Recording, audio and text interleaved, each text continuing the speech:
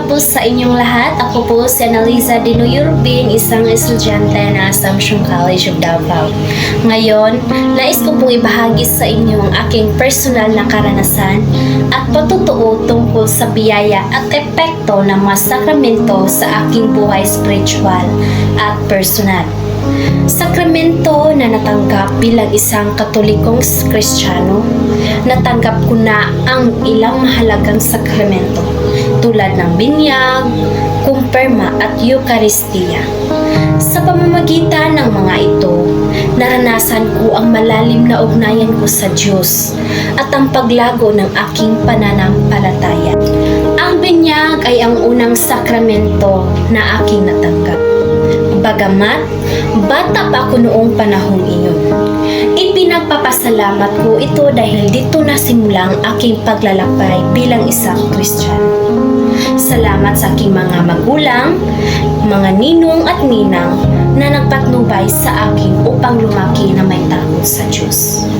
Nang matanggap ko ang sakramento ng kumpirma, lalo kong naunawaan ang kahalagahan ng aking pananampalataya.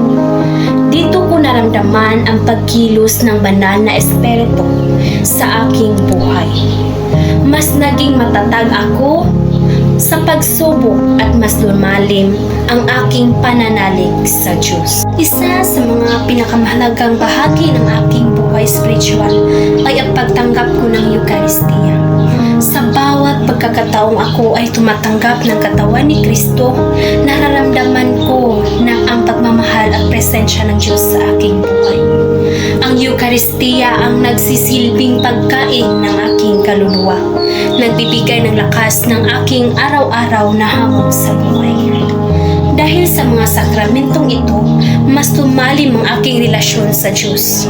Naging mas maunawain ako sa ibang tao, mas mapapapasensya at mas handang tumulong sa nangangailangan. Ang mga biyayang natanggap ko sa pamamagitan ng mga sakramento ay nagturo sa akin na maging mabuting Kristiyano at mamuhay ayon sa kalooban ng Diyos. Maraming salamat po sa inyong pakikinig sa aking patutuo. Naway maging inspirasyon ito upang mas mapalalim pa natin ang ating pananampalataya at patuloy na tanggapin ang biyaya ng Diyos sa pamamagitan ng mga sakramento.